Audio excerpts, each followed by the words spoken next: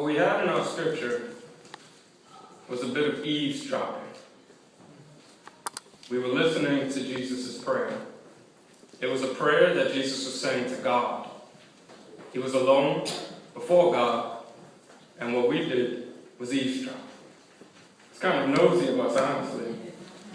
It's kind of a little rude to not let someone know when you're hearing them pray that you're hearing them pray. But if you've ever prayed where it's just you and God, not in church, not before the sanctuary with the congregants, not in prayer circle where you have other people listening, not in business meetings, not at family Thanksgiving dinners, but just you and God.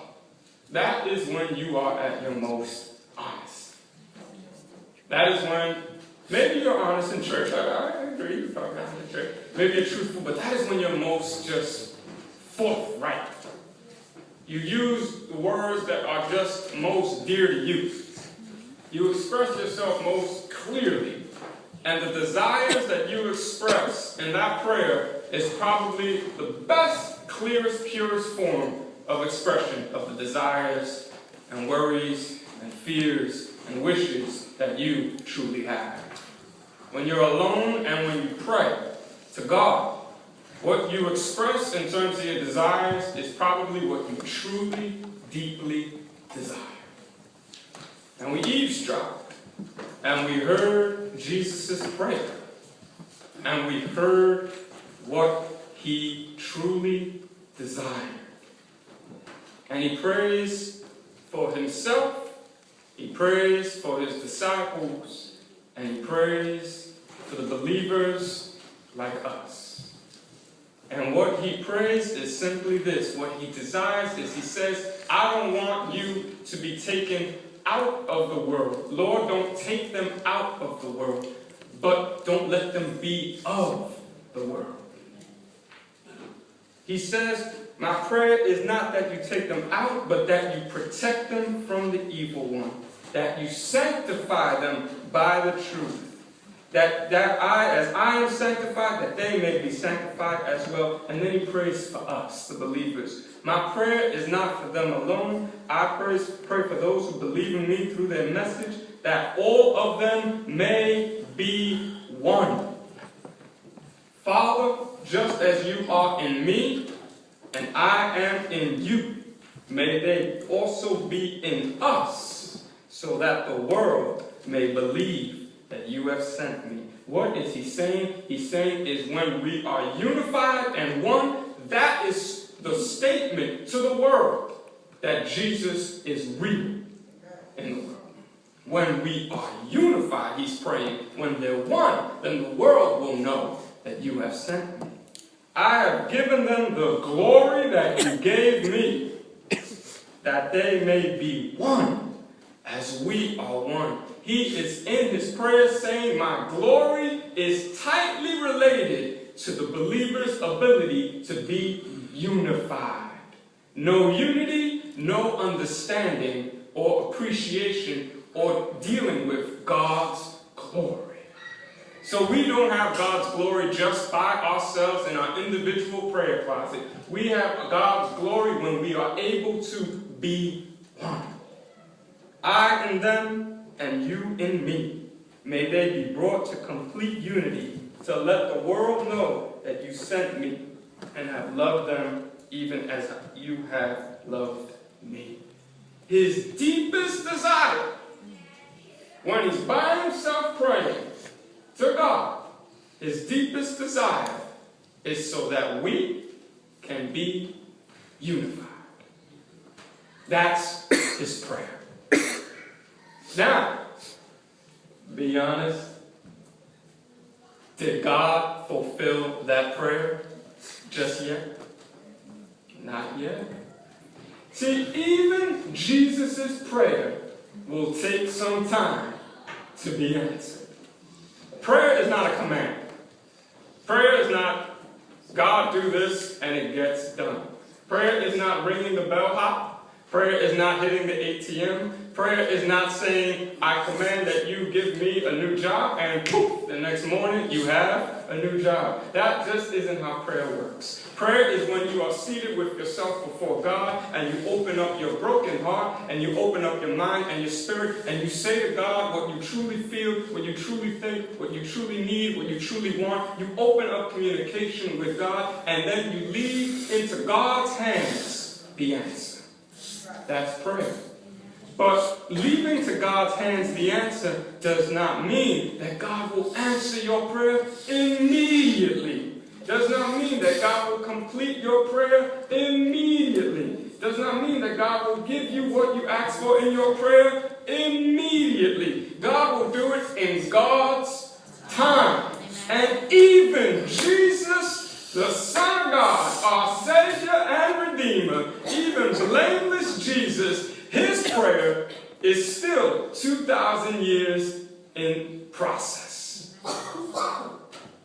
We are not yet unified. That's his prayer. And it's a beautiful thing that Jesus prays to God, and God does not force us to be unified. There was back in the day in Exodus, right, where it says God hardened Pharaoh's heart, So Pharaoh looked like he was a bit confused. He kept, flip-flopping. Pharaoh says, let my people go, and then it says God hardened his heart, and then Pharaoh said, you know what, I changed my mind, go get them. Then God says, let them go, and then God hardens Pharaoh's heart, and he says, you know what, I changed my mind, go get them. It says that God would force Pharaoh's heart in a way to think what it has to think. But God's not forcing any of us to be unified. In some sense, Jesus' prayer to God means that God will let us be a part of answering that prayer. Do you know how beautiful and how frightening that is? That it is up to us to fulfill Jesus' prayer. And that God, through the Holy Spirit, is urging us, is nudging us, is encouraging us, is exhorting us, is teaching us to answer that prayer by being unified. But God will never force us to be unified. And it is in our hands to fulfill this prayer. You and I have it in us through the working of the Holy Spirit to fulfill Jesus' prayer. Do you know how beautiful that really is? It's on us through the working of the Holy Spirit. But we are not unified. There are so many denominations. There's so many Baptists. There's American Baptists, which you are. You walk into an American Baptist church, if you don't know. There are Southern Baptists. There's Conservative Baptists. There are other Baptists as well.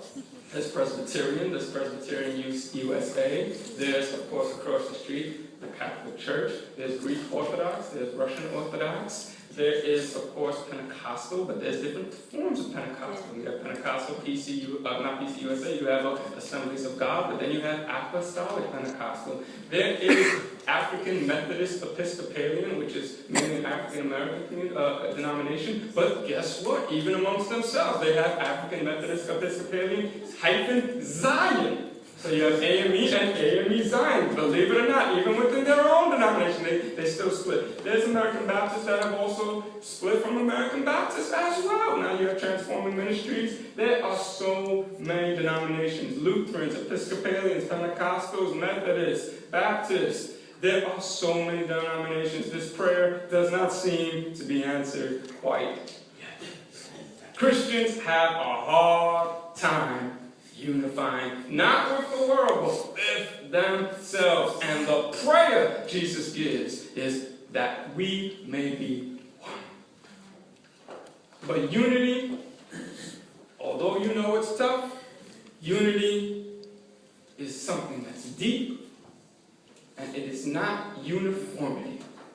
Unity is not uniformity. What is uniformity? Uniformity means that everyone thinks, looks, acts the same.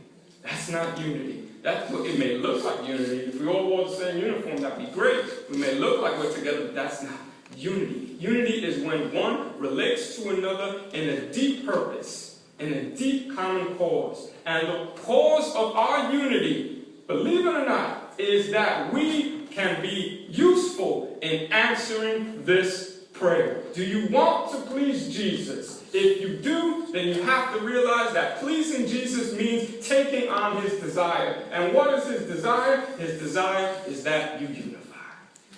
That is the reason we unify. In spite of all our differences, in spite of all our different ideas, there is one place that we have where we can unify. And that is, I want to please God. And I want to fulfill Jesus' desire. And what is his desire? His desire is that though you're different than me, though I don't understand you, though sometimes I don't agree with you, I nonetheless must make it my job to unify with you, because that is what Jesus desires.